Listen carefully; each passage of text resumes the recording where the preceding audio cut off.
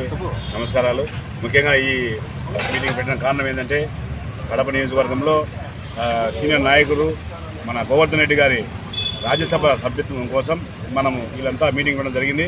ఆయన కడపలో ప్రతి కార్యక్రమంలో ప్రతి టీడీపీకి సంబంధించిన ప్రతి ప్రోగ్రాంలోనూ కార్యకర్తలు ముందుండి జూనియర్ లేదు సీనియర్ లేదు అందరినీ కలుపుకొని ఒక ప్రోగ్రాం పెట్టాలనే నిన్నటి ముందు రోజే అందరికి పిలిపించుకొని ప్రోగ్రాము సక్సెస్ చేసే వ్యక్తి మన గోవర్ధన్ రెడ్డి గారు. అది రెడ్డి సామాజిక వర్గానికి సంబంధించిన మన గోవర్ధన్ రెడ్డి గారికి రాజ్యసభ సీట్ ఇవ్వాలని కడపలో బలంగా కోరుకుంటున్నారు. అందులోనే ఈ సందర్భంగా సంతకాలు కూడా సేకరణ కూడా తొందరలో ఇప్పుడు రేపు సంతకాలు కూడా సేకరణ కోసం మన జయచంద్రన్న కూడా రెడీ ఉన్నాడు, రెడీ చేసినాడంతా అందరితో పెట్టించేసి మేము అధిష్టానానికి పంపిస్తాము. ఆయన కూడా అన్ని చాలా సేవా కార్యక్రమాలు కలెక్టర్ ఆఫీస్లో ప్రతి సోమవారం గ్రీవెన్సల్ జరుగుతుంది. ఆ గ్రీవెన్సల్లో ఆయన గారు ప్రతి బీదవాళ్ళు ఎవరు వచ్చే గ్రీవెన్సల్ అన్నాడు కాబట్టి అట్లాంటి వ్యక్తికి మన సీనియర్ కార్యకర్త ఆయన జెండా అంటే విపరీతమైన అభిమానము.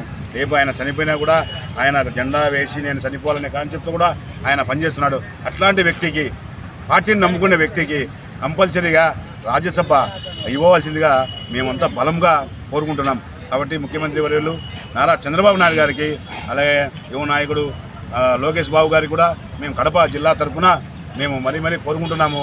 మేము బలంగా మన గోవర్ధన్ రెడ్డి గారికి రాజ్యసభ సీట్ ఇస్తూ గౌరవించాలని కడప జిల్లాకు మీరు చేసే ఏదైనా ఉంటే రాయలసీమకు సంబంధించి మా గోవర్ధన్ రెడ్డి అన్నకు మీరు సీట్ ఇవ్వవలసిందిగా ఈరోజు ఈ కార్యక్రమాన్ని చేపట్టడానికి కారణం ఆంధ్రప్రదేశ్ రాష్ట్రంలో 1982లో ఆ రోజు రాష్ట్రం తల్లడిల్లుతున్న సమయంలో ఆంధ్రప్రదేశ్ రాష్ట్రం అన్ని వర్గాల వారు నష్టపోతున్న సందర్భంలో ఆ రోజు నందమూరి తారక రామారావు గారు బడుగు బలహీన వర్గాల కోసం అత్యున్నత స్థానాన్ని ఇస్తూ ఆంధ్రప్రదేశ్ రాష్ట్రంలో ఒక కొత్త ఒరవడిని తీసుకుని వస్తూ తెలుగుదేశం పార్టీ అనే ఒక రాజకీయ పార్టీని ఆవిర్భవింపజేసి ఆ తరువాత ఆ పార్టీని బలోపేతం చేసే దాంట్లో కూడా కడప జిల్లాకు అత్యంత ప్రాతినిధ్యాన్ని కూడా ఇచ్చారు.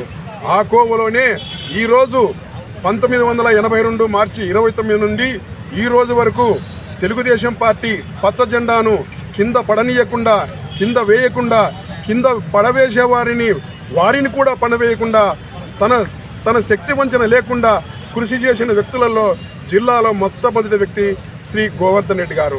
అదేవిధంగా ఆయన ఈ విధమైన పద్ధతి కాకుండా అందరి కార్యకర్తలను 2004 నుంచి 2009 వరకు, 2009 నుంచి 2014 వరకు, 2019 నుంచి 2024 వరకు ప్రతి కార్యకర్తను ర్యాలీలో కానీ ధర్నాలో కానీ మిగతా ఆనాటి సమైక్యాంధ్ర కార్యక్రమంలో కూడా అందరికీ చేయూతనిచ్చిన మంచి వ్యక్తి గల మంచి మనసున్న వ్యక్తి గోవర్ధన్ రెడ్డి గారు.